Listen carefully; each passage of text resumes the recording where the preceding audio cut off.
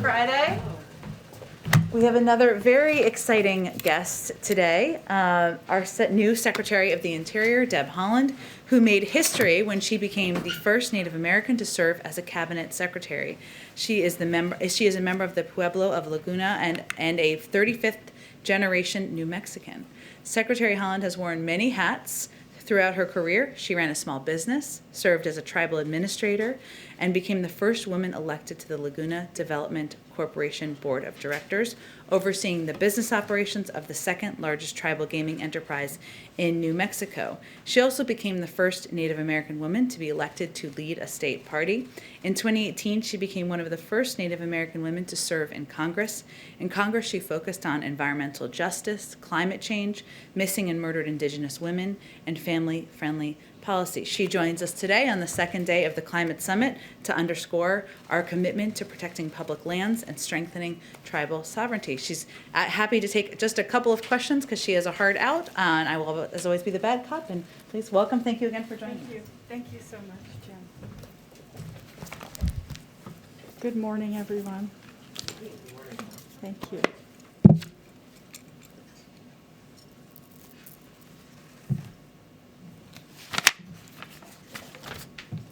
Thank you so much, and thank you, Jen, for inviting me to be here today. I want to start off by wishing everyone a happy National Park Week. I hope you found a chance to get out and experience your public lands this week. The White House is actually a national park, so technically we're all celebrating a bit right now. I had always wanted to be a national park ranger, and while I didn't quite land that job yet, I'm pretty excited that tomorrow night I get the chance to swear in some junior rangers. All of your kids are welcome to join during the U.S. Army Field Band's virtual concert tomorrow night. I think you can find the link on our website. I was happy also to celebrate this morning with the second gentleman. We announced 16 new listings to the Underground Railroad Network to Freedom Program. Our park system is our nation's storyteller, and I'm eager to ensure that these national treasures help tell a more inclusive and accurate story of our nation. This week has brought significant news on climate action and on issues impacting tribal communities. And so I'm honored and grateful to have the opportunity to speak with you and take your questions today. We have no shortage of work ahead. President Biden has set ambitious goals that will ensure America and the world can meet the urgent demands of the climate crisis, while empowering our nation's workers and businesses to lead a clean energy revolution. I believe that a clean energy future is within our grasp in the United States, but it will take all of us and the best available science to make it happen. The Interior Department is in a unique position to be a leader in putting our nation on a path to achieve net zero emissions, create good-paying jobs, and benefit underserved communities. We have taken steps in just the past few weeks to advance offshore wind proposals, restore balance to management of our public lands and waters, and create jobs, and revitalize land in coal communities. I'll also touch on Interior's work to honor our nation-to-nation relationship with Indian tribes and uphold our trust and treaty responsibilities. I believe, just as President Biden does, that we must engage tribal nations with an all-of-government approach, and one need look no further than the First Lady's visit to the Navajo Nation to speak and hear from tribal leaders and Indigenous people. For too long, Indian issues were relegated to the tribal offices within federal agencies. If we're going to make sure that Native American and Alaska Native communities thrive, that tribal sovereignty is respected and strengthened, and if we are truly to repair our nation-to-nation relationships, then that means every federal agency needs to be thinking boldly about our obligations to Indigenous peoples. The significance of being the first Native American to serve in the cabinet is not lost on me. As I stand here today at this podium, I am moved by how monumental this week alone has been for Indigenous representation. On Monday, I delivered remarks on behalf of the U.S. government at the UN Permanent Forum on Indigenous Issues, where I affirmed our commitment to advancing Indigenous peoples' rights at home and abroad. I talked about how we're putting the full weight of our federal government behind a cross-departmental missing and murdered unit to address the crisis in Indian country. Yesterday, I announced that Interior is moving forward to implement the Not Invisible Act, establishing a joint commission led by Interior and the Department of Justice on reducing violent crime against Indigenous peoples. And later today, Domestic Policy Advisor, Ambassador Susan Rice, and I will convene the first White House Council on Native American Affairs meeting of the Biden-Harris administration. We're wasting no time. We have an ambitious agenda, and so I'm ready to roll up my sleeves and get to work across the cabinet in identifying and supporting tribal equities in the administration's core policy pillars. Last, I come from a family that farms, ranches, and hunts. I've grown up in rural and agricultural communities, and I know what it's like to live in a community that's been left behind. These experiences underscore why I believe so deeply in the work that we do at the Interior Department, and why I know that we can and will make a difference in the everyday lives of families across this country. And with that, I'm happy to try and answer your questions. Nancy, go ahead. Thank you, Secretary Haaland. Can you give us an update on the moratorium on fracking on federal lands, new contracts? Thank you so much. So the pause on new leases is still in effect until we finish a review that is due to the president. That means that the existing leases are still in effect. We are still issuing permits on those lands, and when we finish the review, it's an important review. We're talking to many people. We've had a gas and oil forum. We've talked to many folks across the country. When that review is done, then us and the president will decide next steps. And can you give us a little more details on how that review works, what exactly you're doing, and when you think it'll be concluded? So I can't say exactly when it will be concluded, but as I mentioned, we've had a gas and oil forum already that was virtual. The department folks are talking to governors, to legislators, to folks on the ground. We're talking to it's mostly like getting everyone's input. We want to make sure that every voice has a seat at the table, and it's really that, as well as using the science. And that's how we'll do the review, and it'll go to the president. Go ahead. We've heard Republicans in Utah talk about their preference for legislation to expand the size of bears ears instead of executive action. Do you think there's room for bipartisan work there, or are we probably looking at executive action from this administration? Well, I met with those legislators when I was in Utah, the governor, the lieutenant governor, my former colleagues from the House. Legislators legislate, and I think they should move ahead with legislation if that's what they want to do. We will get the report done for the president and send it to the White House, and it will really be the president's decision. The Antiquities Act is a presidential, it's all him. He can decide. What I did when I went to Utah was make sure that, again, every voice was at the table. We talked to ranchers and farmers. We talked to children who use those lands, and outdoor, economy folks. And so we want to make sure that we include every voice, and that's the report that will go to the president, and he'll decide. Could I ask on a different topic really fast? Yeah. We've heard so many tribes this year talk about really struggling with mental health issues for teens. I mean, a lot of communities around the country, but just teens struggling with depression during this pandemic. Is that an issue that you guys are going to be addressing in this domestic council? I can't, this is our first meeting, so what we're really going to do initially is assign committees to each cabinet secretary, and it will be up to them to look at the topics. Of course, we care deeply about this issue. It's one that I know a lot of people are suffering from, so I appreciate you mentioning that, and once we're able to get a clear path on where we're going with the council, we'll certainly let everyone know. Mario, if you gotta be the last one, but we'll invite her back. Thanks, Jen. Thank you, Madam Secretary.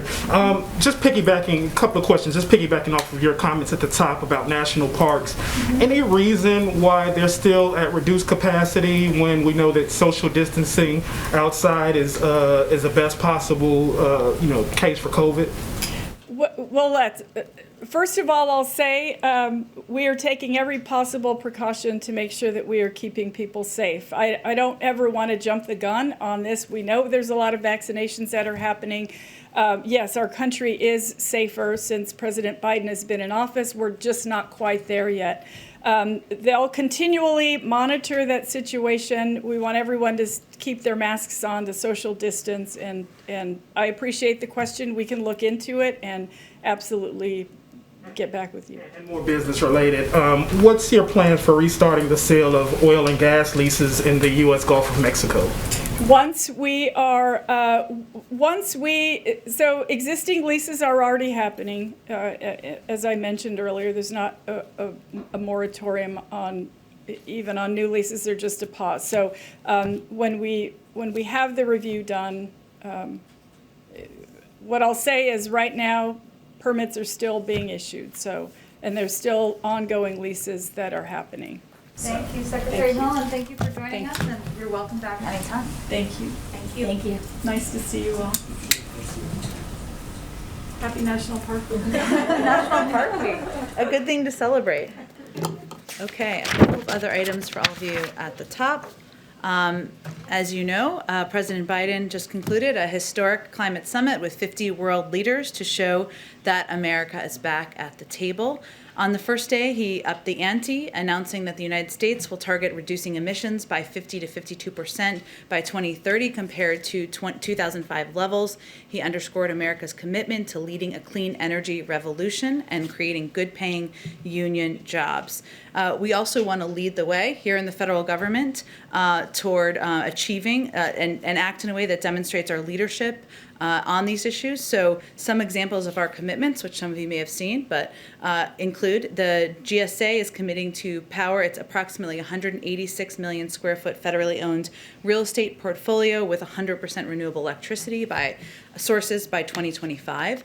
The Department of Transportation is taking a comprehensive approach to addressing the climate crisis and expanding ways for all modes of transportation to transition to zero emissions. Examples include funding for lower emission buses and expanding access to electric vehicle charging stations. The Department of Defense is announcing a plan to complete climate exposure assessments on all major U.S. installations within 12 months and all major installations outside the continental United States within 24 months using the Defense Climate Assessment Tool. And the EPA will fund $1 million in grants and cooperative agreements to work with underserved and vulnerable communities, including indigenous communities, to prepare them for climate-related impacts. So it's an across-government approach. Also, I wanted to highlight that today the Department of Education announced plans to distribute $800 million in funding from the American Rescue Plan for states to support students experiencing homelessness. The department also took a series of steps this week to help states and districts access the $122 billion in American Rescue Plan elementary and secondary school emergency relief funds to support the safe reopening of K-12 schools and address equity gaps exacerbated by the pandemic. Also this week, USDA issued a broad range of, the U.S. Department of Agriculture, I should say, issued a broad range of flexibilities that will allow schools and child care institutions to serve healthy meals for free to all kids in the upcoming 2021 through 2022 through school year. Roughly 30 million kids participate in school meals programs, and we know that for lots of kids, school meals are the healthiest meals they consume all day. Due to supply chain issues during the pandemic, USDA is giving schools added resources to maintain the nutrition standards of the school meal programs, including a strong emphasis on providing fruits and vegetables, milk, and whole grains. And because, as many of you know, the pandemic caused steep spikes in hunger and food insecurity, leading to, as we've talked about a bit in here, 1 in 7 families struggling to put food on the table. We are heartened by the sharp decline from the implementation of a lot of these funds, as you can see in this chart, in the number of American households that say they are behind on rent or did not have enough to eat in the past week. Obviously, there's a lot of work to go and a lot more to be done, but we can see a clear positive downward trend on this chart, which is quite encouraging. Finally, a quick preview of the week ahead. On Tuesday, the President will deliver remarks on the COVID-19 pandemic. As you all know, Wednesday, the President will address a joint session of Congress. Among other topics, as we talked about a bit yesterday, he will lay out the American Families Plan, the specific details, and discuss a number of other issues that are important and major priorities to him, including expanding access to health care and addressing, putting in place policing reforms. On Thursday, on the President's 100th day in office, he and the First Lady will travel to Georgia to highlight how he has delivered on his promises to the American people. While he is there, he will participate in a car rally. And on Friday, he will have additional out-of-town travel that we will hopefully have more details for you in the coming days. Finally, I know many of you saw this and reported it and tweeted it, but we announced this morning that the President will travel to the United Kingdom and Belgium in June for his first overseas trip as President. This trip will highlight his commitment to restoring our alliances, to revitalizing the transatlantic relationship, and working in close cooperation with our allies and multilateral partners to address global challenges and better secure America's interests. He will attend the G Summit in Cornwall, which is happening from June 11th through the 13th. He will then travel to Brussels, Belgium, where he will participate in the NATO Summit on June 14th. And while in Brussels, the President will also participate in the US-EU Summit. With that, kick us off. All right, thank you. With the climate summit, promised reductions in carbon emissions that the President announced this week, without the investments in the infrastructure proposal, can those be achieved? And with that, is there some red line with Republicans that you have as a result of making those goals happen? Well, first, yes, absolutely, it can be achieved because we have several paths toward achieving that objective and that goal. Some include legislation, the American Jobs Plan, but there are additional legislative options. There's executive options that are also on the table, and of course, working with the private sector and states and localities to continuing to take additional steps forward. But I'll also say that we have every intention of getting the American Jobs Plan passed and signed into law. As we saw and we talked about a bit yesterday, there was a Republican counter proposal yesterday. The stage we're in now is we will have discussions. We'll get a full briefing. We expect those to happen through the course of the next several days. We'll review that plan. We'll ask questions at a staff level, and then the President will invite a number of those members down here to the White House. And if I could ask just one more. Sure.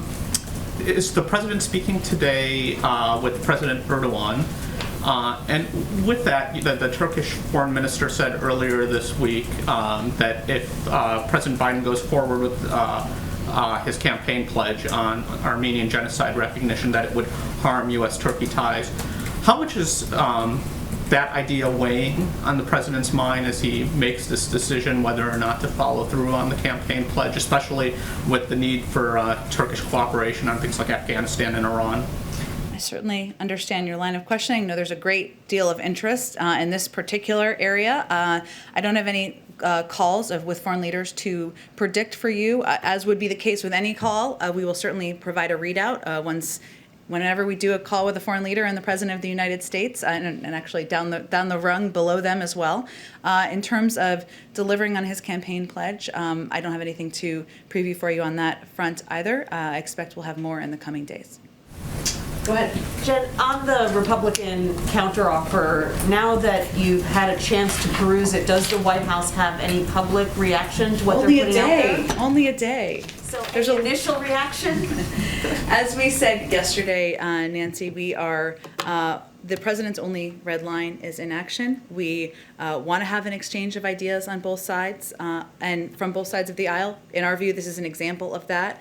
We're reviewing the details of the proposal. We're starting to have conversations at the staff level today. We expect those to proceed through the course of next week. We'll ask questions. We'll exchange additional ideas. But our view, this is a good start, and we look forward to having the conversation moving forward. But it sounds like you have a bit of a different posture on this counteroffer than you did to their counteroffer to the American Rescue Plan. That's true, we do. The American Rescue Plan was a plan and a proposal that was meeting what we felt was a crisis situation, which was getting the pandemic under control, putting millions of Americans back to work. The president felt, as he said many times, as I said many times, there was an urgency in moving that forward, and there was less flexibility because he felt the size of that package needed to meet the moment. We are quite open to the mechanisms of how his ideas can move forward. It can be in a number of different proposals. It can be worked through negotiating between members of Democrats and Republicans. There are a lot of ideas, including the Frontiers bill that Senator Schumer has put forward, where we feel there's an opportunity to move forward in a bipartisan manner, and there's some overlap with what's been proposed in the American Jobs Plan. So we do see it as different. We do think the process will be different. There's more time to move forward. There's more time to discuss and negotiate, and we'll take advantage of that time available. Got it.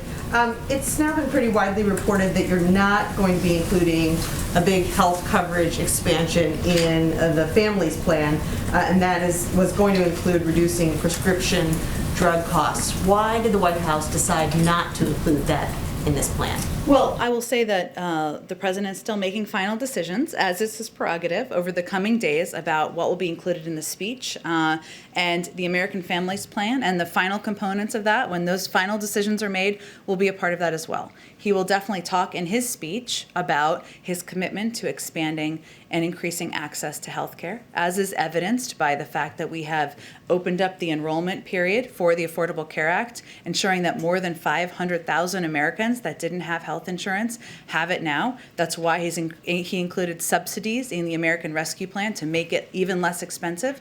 But I will also say, even as he's making these final decisions, that the American Families Plan and the speech on Wednesday will not represent the totality of every priority item for him and every item on his agenda that he wants to move forward as president. And then finally, if you don't mind, India saw the biggest number of new cases in a day ever yesterday. Are there any plans to send any of the U.S. stockpile of AstraZeneca vaccine or any vaccine to India?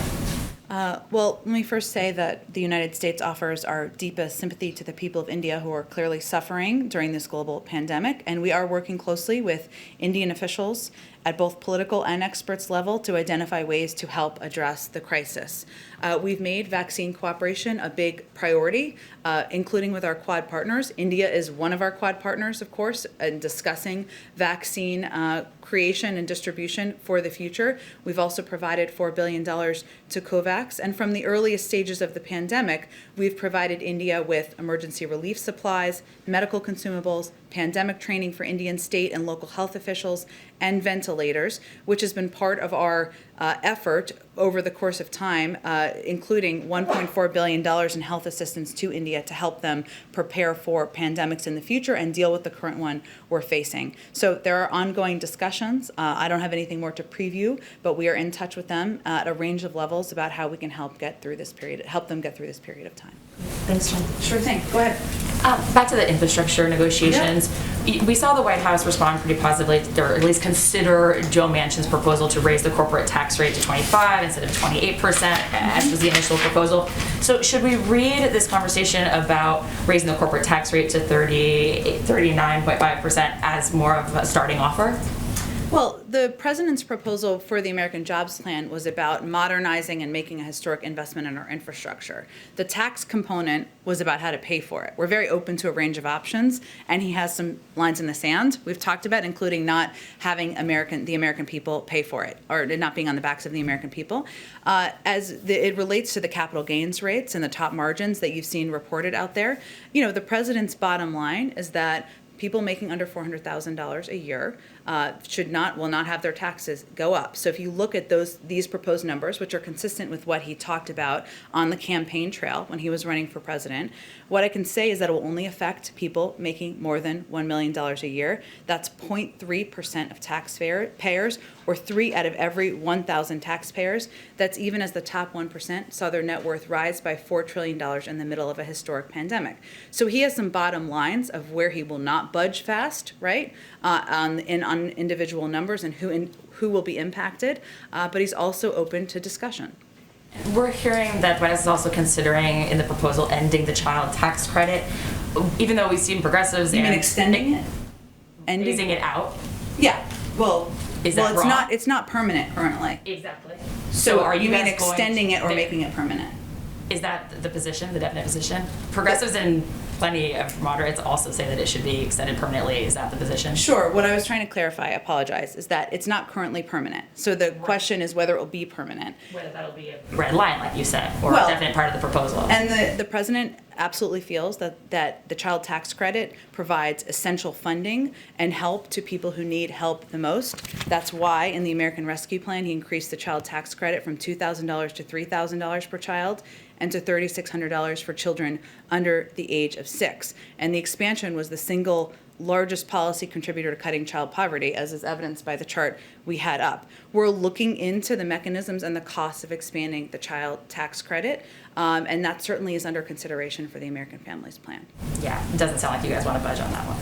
I think you're confusing though. It's current, and I mean it's not currently permanent. So we're talking about how long Just will be reporting over. extended. Right. And so what I'm saying is that we are quite open. We think this child tax credit is valuable. It has a huge impact on lowering poverty, reducing the level of poverty in our country. It helps women get back into the workforce. What we're determining is what we can do, and there's a cost of it. It's about $1 billion a year for every year, and so we have to figure out how to pay for it. And this is all part of the discussion. Can I ask a question about Johnson & Johnson really fast? Sure.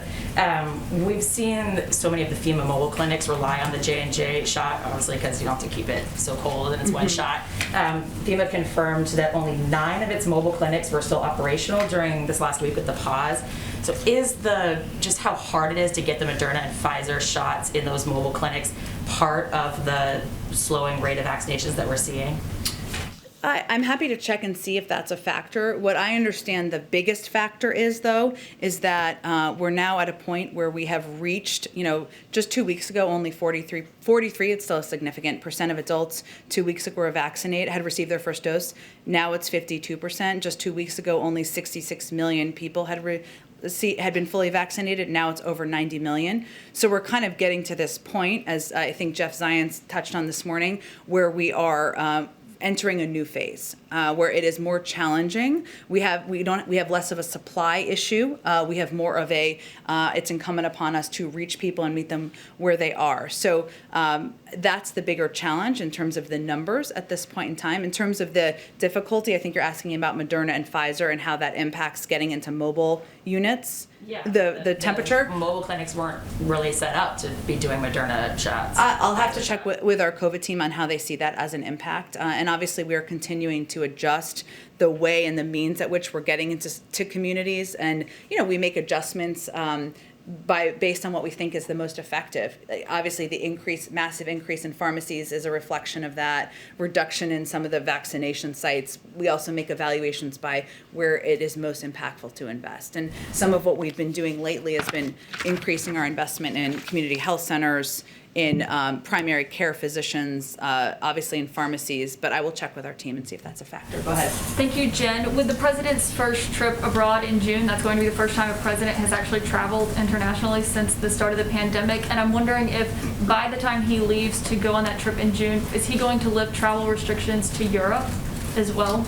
I can't make a prediction of that. That is based on the health and recommendations, the advice and recommendations of our health and medical team, and I don't have anything to predict on that front. Have there been conversations about that, given he is going to be traveling internationally, about whether it can be a period where everyday Americans also start resuming that kind of a travel? Well, I would say I think most Americans would see it as slightly different from the President of the United States. I'm not suggesting you're saying otherwise, but as the President of the United States making a diplomatic trip abiding by COVID protocols and flying on Air Force One than whether it is safe for mass numbers to fly internationally. Obviously, everybody wants that to be reopened. Europeans, we do, American people who would like to travel, but those conversations are really happening between health and medical experts, and they make an evaluation based on what they think is safe for the American public. Okay, thank you. And on climate, there have been a lot of questions about the president's new announcement about what he wants to see by 2030. Yep. But I think there are still questions about the specifics of how they're actually going to get there. So there have been studies that have suggested that to get to that kind of a goal, more than half of the new cars and SUVs that are being sold at dealerships would need to be electric. Right now, it's only about 2%. Is that something that the president agrees with, that they need to be at half of those being electric by 2030?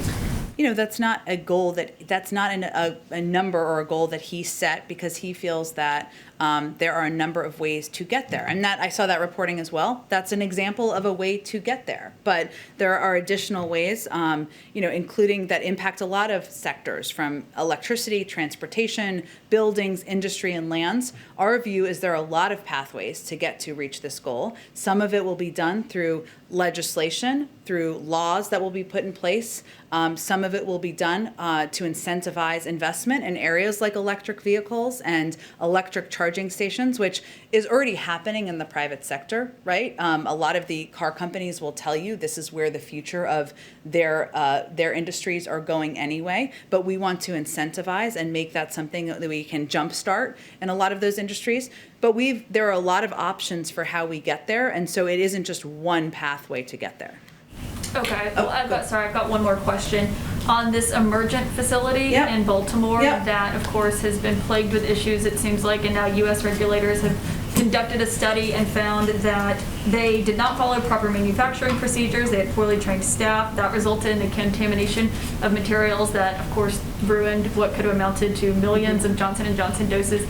This is a company that got $630 million from the federal government under the Trump administration, but is that a contract that you are going to keep, or has there been discussion about canceling that contract and not working with this company, given they have not produced one usable dose of the COVID-19 vaccine? Well, I think some of the AstraZeneca doses did come from there, but that have gone to other countries. But I will say that we believe The United for the States U.S. is Fair, paying for the U.S. $630 million? For the U.S. I will say to take some pressure off of take some criticism off of the former administration. There are a limited number of manufacturing facilities that have the capacity, as you know, you've been covering this for some time, that have the capacity and have the ability to produce a vaccine like this in this capacity and size and numbers.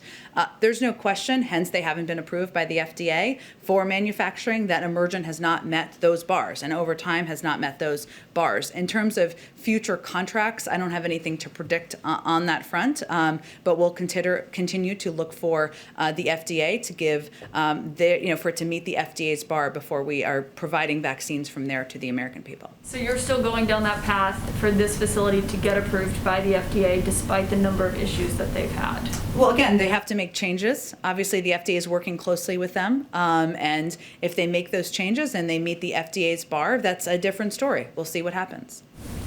Go ahead, Maria. Thanks, Jen. Will the First Lady be attending the President's joint address next week, and will she have guests, as has been traditional in those cases? It will be a little bit different because obviously there will be a limited number of people who are in the Capitol, and a limited number that will be determined by the Speaker's office in terms of who will attend and who will have to watch virtually.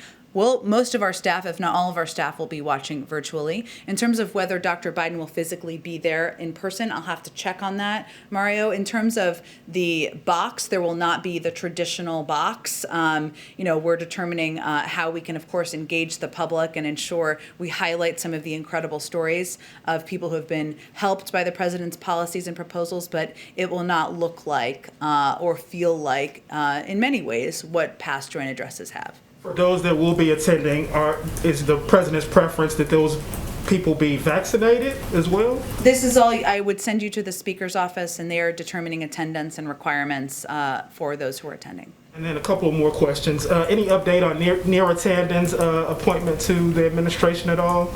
I don't have any update. The president remains interested in and committed to finding her a position in the administration and taking advantage of all of her talents. Last question. Has the president spoken to the families of either Dante Wright or Ma'Khia Bryant in recent days? I don't have any calls to read out for you, Mario. I will check and see if he's had conversations with any of those families, too.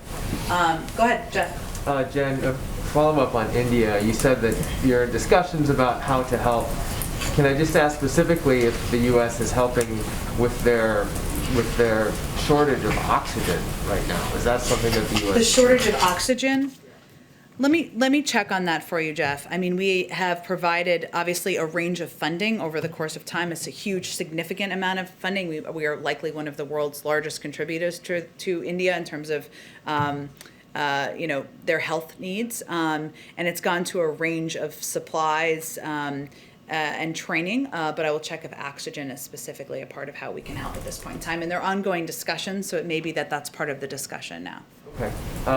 Also on vaccines, the European Union said today that it is close to finishing a contract with Pfizer to have what would be the largest contract for vaccine for the coming years.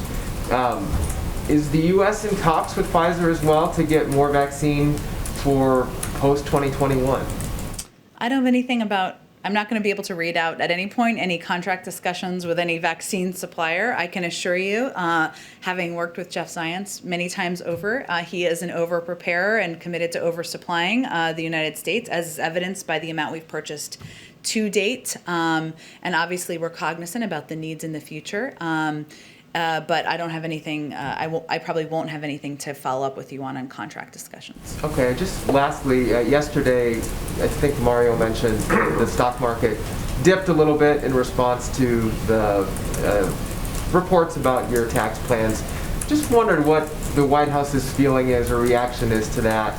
Are you concerned about Wall Street's support or lack of support for these policies, and to what extent does that play into your discussions? I've been doing this long enough not to comment on movements in the stock market, but I did see just data factually that it went back up this morning. Go ahead. Maureen, go ahead. Sorry. Back on healthcare, there's a disagreement among congressional Democrats about how to use the savings from lowering the government's cost on prescription drugs, whether to put it into expanding Medicare or put it into the expanded subsidies for the Affordable Care Act. Is that something that the White House is going to take a position on, or are you going to let the congressional Democrats work that out in any healthcare legislation? Well, the president absolutely wants to lower the cost of prescription drugs and knows the burden on Americans and seniors is far too high. He's talked about that on the campaign trail. I expect we will be in discussions about what the plans are and what the options are, but we're not at the point to talk about that publicly quite yet. Go ahead. Thanks, Jen. On the border, the administration has repeatedly cited the use of Title 42 to demonstrate that the border is not open. This is a Trump policy that progressive groups are increasingly arguing that it denies migrants who are fleeing violence and persecution a right to even apply for asylum. I wanted to know, what is the White House's message to these groups who largely are supportive of this White House, who are concerned about the continuation of this Trump policy? Well, Franco, I would say first that we consider it a policy that was put in place or that we've continued to implement because we're still in the middle of a global pandemic, and that keeping the American people safe and ensuring that we are taking responsible steps as it relates to the pandemic is front and center for the president, and certainly that's what we would convey to any of these groups. At the same time, we absolutely believe that we should be a country that wants to treat people humanely, as is evidenced by our efforts to treat children who come into this country, who are under 18, who are coming as unaccompanied children, in a manner that was not the same as the former administration. So we understand and we have heard the frustration about this issue, but our objective, as the president's objective, is to keep systems in place or keep policies in place or implement policies that help us address the pandemic. Do you have some goals or some goals of when you may be able to lift Title 42? I can't make a prediction of that. That will, of course, be based on what the evaluation is by our health and medical experts on the status of the pandemic and the safety of the American people. Can I ask you just follow up on the Turkey question? Sure. I mean, Turkey is a NATO member. Is the administration taking into, what consideration is the administration taking into the concerns that Turkey has about potential of this weekend's activities? I certainly understand all the questions. I just don't have anything I'm not going to get ahead of the president or get ahead of any decisions or announcements. And obviously, any decision that the president makes on foreign policy takes into account concerns expressed by allies and partners around the world. Can I ask one more about immigration? Sure. You know, as we approach 100 days, obviously COVID-19 was the biggest challenge that this administration faced. Yep. But immigration was another one that took a lot of oxygen and political time from this White House. Is there any, does the White House feel like it could have communicated anything differently, done anything differently to address this challenge? Not only Republicans, but even some Democrats have been concerned about some of the messaging.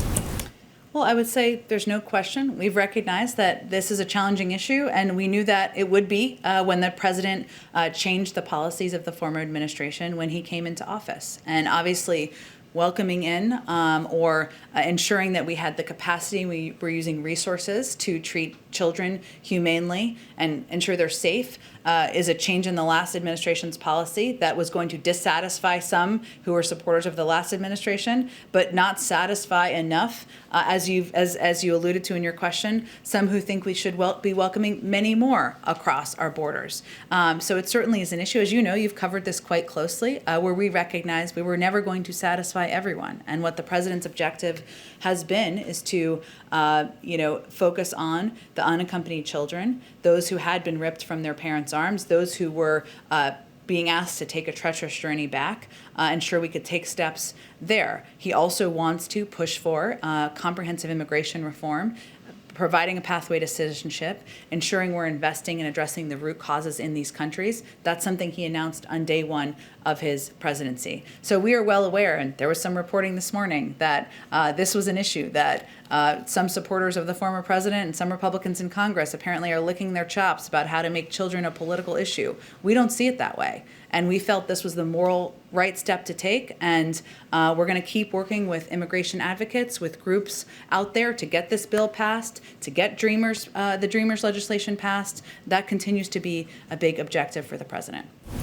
Go ahead. Thanks, Jen. Is the president aware of the shooting death of Andrew Brown, a black man from Elizabeth City, North Carolina? And does he believe that body camera footage from the police officers involved in the incident should be released? He is aware of it. I've not talked to him about his particular view on that, and I believe he'd likely leave that up to law enforcement and others to work out. Does the White House have a comment on that particular incident as well? Obviously, the loss of life is a tragedy, and obviously we're thinking of the family members and the community who have lost a loved one. There'll be an investigation into this shooting or into this death, and we will look for the outcome of that. Okay, on infrastructure, you had noted that the president will travel next week to Georgia immediately after his joint address, I guess is what we're calling it this year, his joint address to Congress. Always the joint address in the first year of a presidency. A little history note, After his joint address, do you have any other travel that you can preview for us? Even if it's just to say how frequently you expect the president and the vice president to be traveling to sell this infrastructure package, especially now that all adult Americans are eligible for the vaccine. Well, again, the president will travel on Thursday as well as Friday. I expect he'll have some additional travel in the weeks ahead of that. You can also anticipate the vice president, the first lady, the second gentleman will be out traveling in the weeks after the joint address. Certainly, they'll be talking about the jobs plan as well as the American Families Plan that the president will lay out in detail at his joint address. But I don't have a prediction in terms of how many days a week. It really depends. We plan week by week and what is needed and we balance, of course, with needs at the White House. And 2 quick questions about Republicans. You also had said that the president would be meeting with bipartisan groups of lawmakers to talk about his infrastructure package after that. Do you have any Republican senators that the president plans to meet? Maybe a summit that he plans to have? Aside from the meetings he had last week?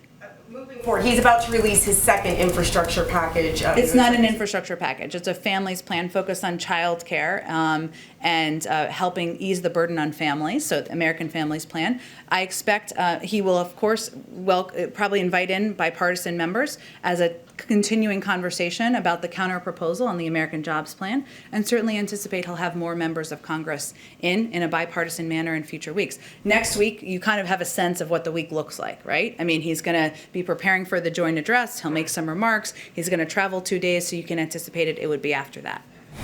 The context of the question is that there are Republican senators such as Marco Rubio or Mike Lee who have said in the past that they are supportive of things like the child tax credit and maybe even extending it, but they don't want to see things that they, in their view, see as welfare assistance or permanent entitlements such as, you know, a federal paid leave law or a child tax credit extension. So does the White House see some sort of bridge that they can, how does the White House think that they can bridge that divide between the Republicans who are supportive of this generally, but don't want to see permanent entitlements in their view? Well, I would say first, in someone you didn't mention, Senator Romney has also proposed his own child tax credit plan. And you mentioned a couple of others who have spoken in support of extensions of the child tax credit in different versions. We see that as an opportunity to discuss, an opportunity to seek bipartisan support on a tax credit that we think would be beneficial to families across the country, children, getting women back in the workforce. And so I expect the president will certainly have a range of conversations, and he'll continue to have members into the Oval Office. Okay, thanks. Go ahead. Oh, go ahead. Sorry, it's a little. I can be more clear. Go ahead, Emily. Thank you so much. So lawmakers from across New England are pushing for funding for high-speed rail line between New York City and Boston in the infrastructure package. I was wondering if President Biden is supportive of this idea, and how does he envision his infrastructure plan will spur the development of high-speed rail in the U.S.? Well, it will certainly be a part of it. And when Secretary Buttigieg was here, he talked about this a little bit. And part of the conversation that members of Congress are having, or we're having with members of Congress, is what the composition of grants are. There are some grants that will be specific to individual projects. There are some that will be competitive. There will likely be some that are funding that goes to states. That's how transportation funding has worked in the past, and we expect it to be a combination. So that will be a part of the discussions that are happening moving forward. I have no question, as a person who grew up in New England, that there will be many advocates for that from the New England delegations, but we're not quite at that point. That's a part of the nitty-gritty decision-making and discussions that are happening now. Can I just clarify, though, as a huge rail supporter, can you clarify whether it is his goal that this infrastructure package will either advance or start a new high-speed rail line in the U.S.? There's only one under construction now. Certainly, high-speed rail is part of an option of investment. And as the president, as you know, as you alluded to, the president is a big fan of Amtrak and railways himself.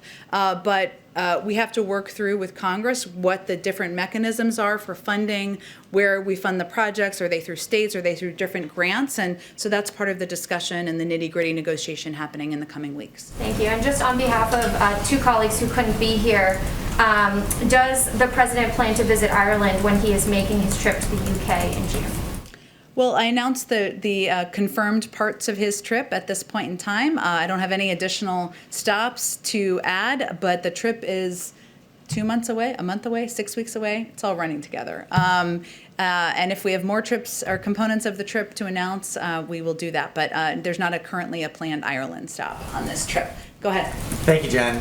The administration has given itself until, I have a question about refugee admission. Sure. The administration has given itself until May 15th to decide whether it's going to revise upwards its cap of 15,000 refugee admissions between now and September 30th.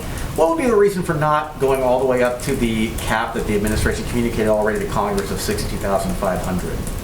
Well, we have every intention of the president has every intention of providing an updated number that will be significantly higher than the number from last week, because the intention he was trying to convey last week, or we were all trying to convey, was that we were resuming flights and that we were overturning the policy of preventing refugees from applying from parts of the Middle East and parts of Africa.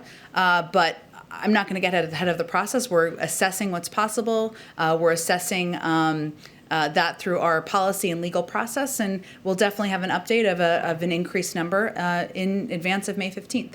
Given that that number, 62,500, was already communicated to Congress earlier this year and is a capped limit, it's not a commitment to bring in that many people, why not just go right up to that cap and that limit? What's the reason for not I am going certainly will take that into consideration. You're right, and in that this cap is historically aspirational. If you look back at history, most administrations don't actually meet the cap, but it is sending a message to the world about the fact that we are a country that welcomes in refugees, that we want to get our systems and our muscles working and our refugee processing systems both in the country and around the world. There were some limitations this year that were unique to this year, in part because of COVID, in part because of the fact that the systems were decimated under the last administration, and we just have to take a look at all of that. But I think it's an important point you touched on that I'd highlight, that oftentimes this is an aspirational goal and one that we are just trying to reach to send a message to the world about who we are as a country. Does the Biden administration see increasing the number of refugees admitted each year as a long-term solution to helping alleviate the pressure on the border, people who come to the United States illegally because they don't have other legal avenues? Does the Biden administration see increasing the number of people allowed in the refugee program as a long-term solution to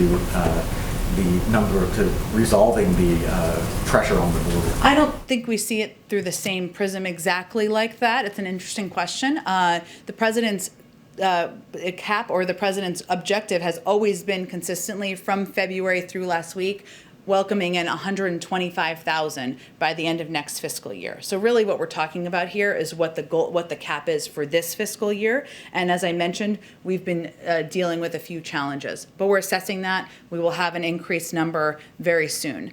But as you know, a lot of these refugees are not coming, they're coming from all around the world. They're coming from Africa, they're coming from the Middle East, they're coming from many parts of the world. And so while it's all related, because it's representing who we are as a country and welcoming in people who are freeing persecution, freeing challenging circumstances, I don't think he sees it exactly through that prism. Do you have an update on the number of refugees that have been admitted into the United States under the Biden administration?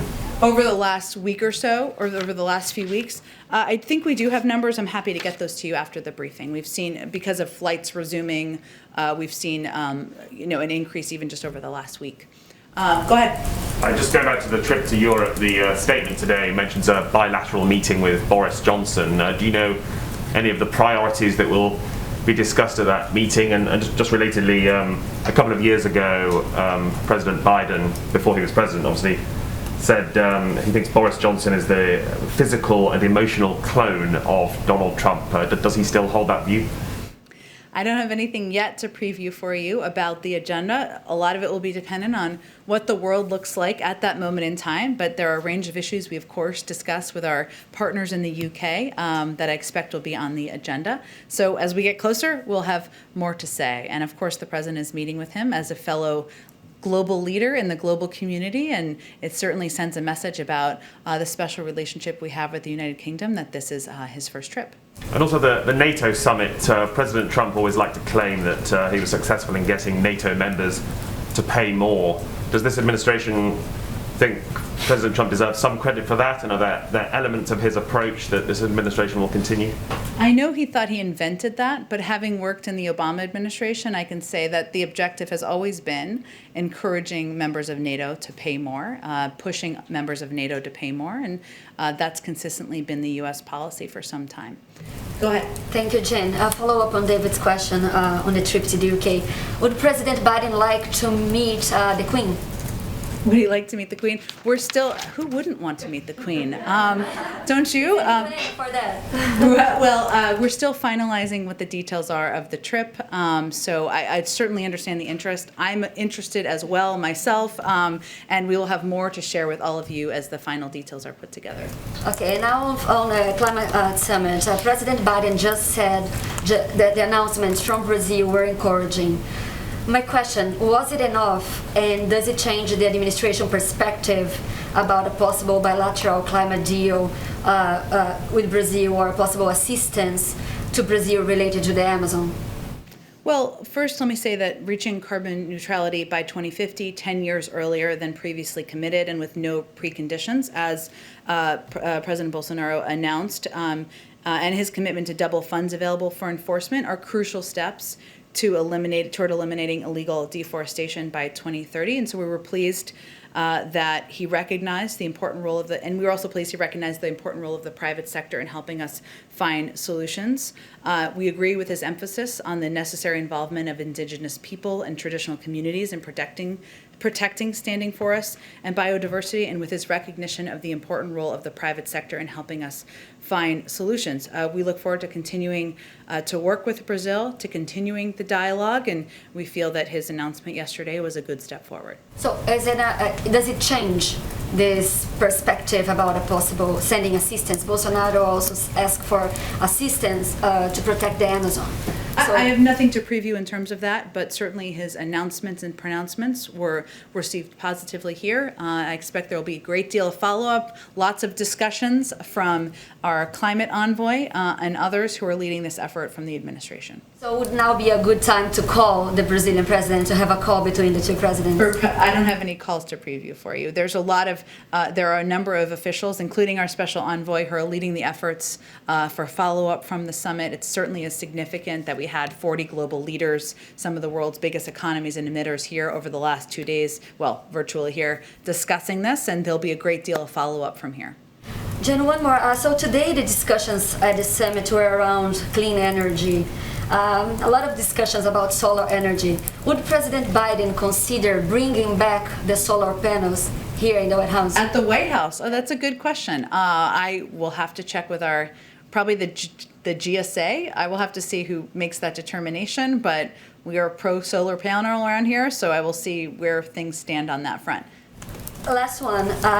We didn't hear much about the connection between epidemic and the deforestation during this summit. And science shows that about 70% of epidemics start with deforestation.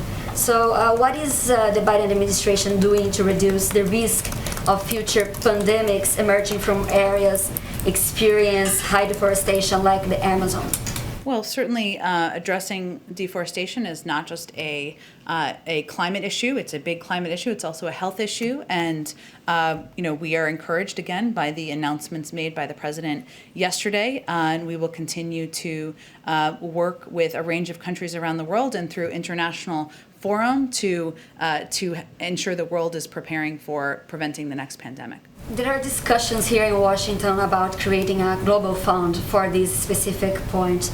So would the White House support a global conservation fund to stop deforestation in order to prevent future pandemics? Again, there'll be ongoing discussions with the Brazilians, with many of the leaders who attended yesterday at the level of our climate envoy and others who are running point on this. And I'm certain there are a range of issues that will be brought up, but I don't have anything to get ahead of on that. Go ahead. Jen, does the president still plan to issue a statement on Armenian victims tomorrow? I don't have anything to predict. I expect he will have a statement, marking the day, but I don't have anything to confirm for you or predict about the content. And another question, the Israelis are sending a high-level delegation here to Washington next week to discuss the administration's efforts to rejoin the nuclear deal and also to stress their objection to that. How does the White House view this visit, and is it likely to change this administration's position in rejoining the nuclear deal? No, but I will say that, there are ongoing discussions, or negotiations, I should say, that are happening now. They're indirect, of course, on the potential for a diplomatic path forward on a nuclear deal. While we knew they would be challenging, we're encouraged that there are still conversations between all parties and that they're still happening. As it relates to Israel, we have kept them abreast as a key partner of these discussions or of our intentions, and we will continue to do that on any future visits. Okay. Oh, I have one question. Oh, hello. As we've been doing in our tradition, every Friday, we welcome in someone who can't be here physically with us in the briefing room. So this is Natasha Lindstrom of the Pittsburgh Tribune Review. And I understand, not to embarrass you, Natasha, but today's your birthday. Is today your birthday? Oh, we can't hear you. Uh-oh. I got it. Sorry. It's my birthday today, so it's a neat opportunity to be here. Thank you for having Well, me. I happy appreciate birthday. Thanks for spending a few minutes with us here today. So how can we help you? Or what questions do you have for me? I was going to say to the press corps, but that's not actually how this works, but go ahead. That would be great. So the pandemic shined a spotlight on many long-standing problems plaguing nursing homes across Western Pennsylvania and nationwide, including facilities that have gone understaffed and demonstrate a history of poor infection control and ineffective management long before COVID. There's also been the trend of historically poor performing operators owned by complex webs of private equity investors and shell companies, increasingly snapping up cash-strapped facilities across our state and around the country. The setup can make it hard to figure out who's in charge and where the money's going. It also can allow owners to shirk accountability should anything go wrong. And it makes it tough to follow the money, even though the majority of the budgets are federal taxpayer dollars via Medicare and Medicaid payments. Legislation in various forms to improve nursing home quality and transparency has bipartisan support, including bills put out by the likes of Pennsylvania Senators Bob Casey and Pat Toomey, but much of it has stalled for years. Now, during the pandemic, we have seen an increase in scrutiny by the likes of HHS and CMS. In one of the more egregious cases, a federal grand jury investigation is underway, linked to some of the operators here in Allegheny and Beaver counties in our region. Can you elaborate on what concrete actions are being taken or will be taken moving forward on regulatory, legislative, investigative, or other fronts to ensure accountability and transparency in the long-term care sector? How can we make sure the federal government, states, and owner-operators are all doing what they should be doing to improve the level of care, even beyond COVID? Great. Well, thank you, Natasha. And I think there's no question that from the president's standpoint, that the impact on seniors, what we've seen happen in facilities around the country, especially in the early days of the pandemic, when there clearly weren't the preparations in place, when there weren't the systems in place, when loved ones couldn't even engage with or reach their members who were staying in these senior care facilities, it exposed what a problem we have on our hands. As you noted, there's legislation that's in Congress, and certainly we will look forward to taking a look at that more closely. And I expect as we are getting to the stage where the pandemic is hopefully under control, that's our objective in the coming months, that we will all take a look at and reflect on what changes should be made for the future to be better prepared, to take better care of our seniors, to take better care of our communities in the future. In terms of regulatory actions, I'm not in a position to get ahead of that. I'm happy to see if there's anything underway that we would be able to speak to from here. But I think you have clearly identified a challenging issue that's not only a problem in Pittsburgh and in Western Pennsylvania and parts of Pennsylvania, but we're seeing in states across the country as well. There's a lot of blame game gets thrown around, that the states blames owner-operators say they don't have enough resources, the feds blame the state. Whose responsibility is it to really make sure meaningful change happens, even beyond the pandemic? Because a lot of these problems that were exacerbated by the pandemic but have existed for many years, especially with the lack of transparency element. You're right. I mean, it's really both. It's not just one or the other. I mean, there are responsibilities that the state has because there's certain funding that goes to the state to deploy in a lot of these areas. But there's also responsibilities of the federal government to look across at different states and see these challenges that are happening, what we can do better by our seniors, what we can do better for the standard of care in these caregiving facilities. I think it's really a partnership in both moving forward. Well, thank you so much. Happy birthday. I hope you have a wonderful celebration this weekend, and thanks again for joining us. Great. Well, thank you, everyone. As I promised yesterday, I promised snacks. I did not bring them in here, but my mother-in-law made homemade chocolate chip cookies for you guys. So there's one for each of you in here. We will do it in a COVID-safe way. But thanks, everyone, and have a great weekend. Thank you.